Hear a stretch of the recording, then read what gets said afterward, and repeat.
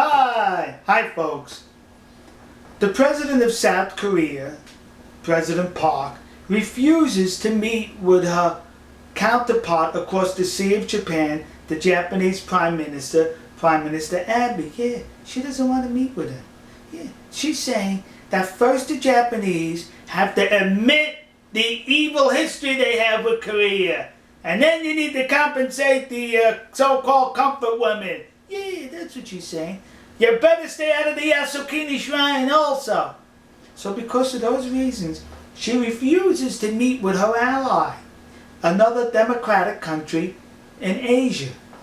But you know who she did meet with? The communist leader of Lake China.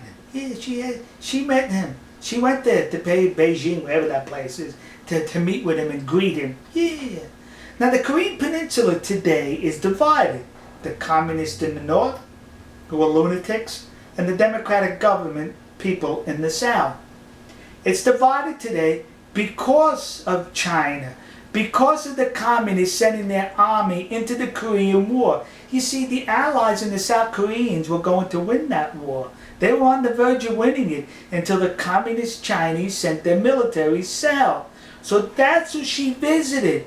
The communists in China who are responsible for a divided peninsula. But she will not meet with a fellow democratic country across the sea of Japan because you need to atone for what you did.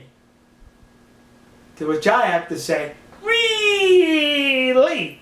Or as we say in Japan, Majikayo!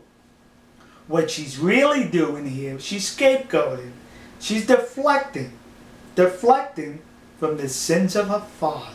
Does she feel responsible for the sins of her father, that she does not want it to be resurrected among the populace in South Korea? So to keep it suppressed, she has to keep pointing the fingers across the Sea of Japan to stir up the hate towards the Japanese? Her father was a distinguished officer in the army. Yeah, but not in the Korean army, the Japanese Imperial Army. He's South Korean.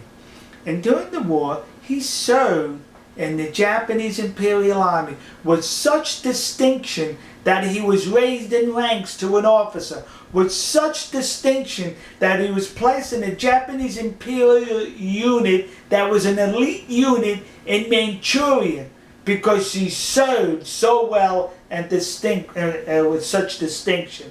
Yeah, I'm not going to say anything negative about him. Let's just say he was an honorable Korean and he's serving in the Japanese army. Anyway, so while he was serving in the Japanese Imperial Army, do you not think perhaps he visited a comfort woman station? Now, would this honorable man have gone into that comfort woman station if there were 4 sex slaves, 200,000 of his fellow citizens? First of all, he would not have joined the Japanese Imperial Army. What honorable man would do that, join the army that's forced 200,000 of his fellow citizens into sexual slavery? And when he went into the army, do you think he would have went into a concubine with sex slaves from his country? No. But you want to know, there's another reason why she's trying to cover the sins of her father.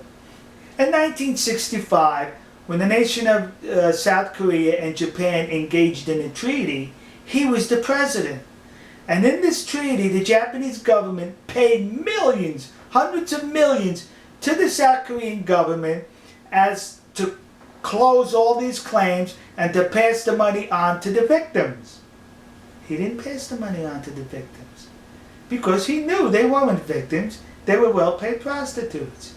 The South Korean government kept that money and used it for infrastructure projects. Another reason President Park is deflecting attention away from her family's history, and directing the criticism and scorn across the Sea of Japan to the Japanese people is because of a law that they passed or enacted somewhere, I think in 2005 or 2006, that reads that anyone of Korea, any Korean who collaborated or stood with the Japanese during the Second World War and before, they will confiscate all your assets. Yeah, that's it, kids. You stood with the Japanese, we're taking everything you own.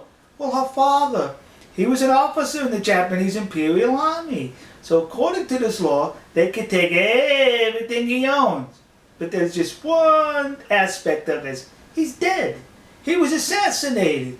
And I wonder if his assassin is a national hero, as other national heroes in South Korea were assassins. I think 2 of them. So now you're saying, so what does she have to worry about? He's dead. What are they going to confiscate? Well, you see, the South Koreans took care of that. They took a cue from their brothers and sisters north, the communists in North Korea. They put into the law, and their descendants' assets will be confiscated. Yeah.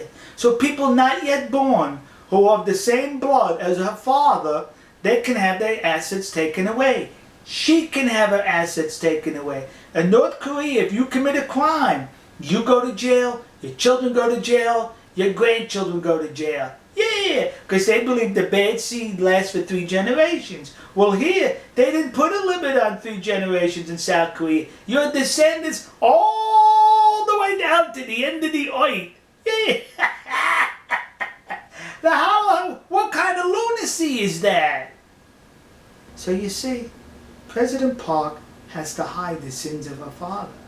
And she can only do that by resurrecting the hate across the Sea of Japan to the Japanese people.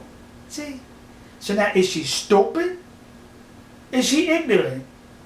Or is she a clever politician? Whatever she is, she's scapegoating. We'll see you. God bless you. God bless America. And God bless the nation you happen to be in. See ya.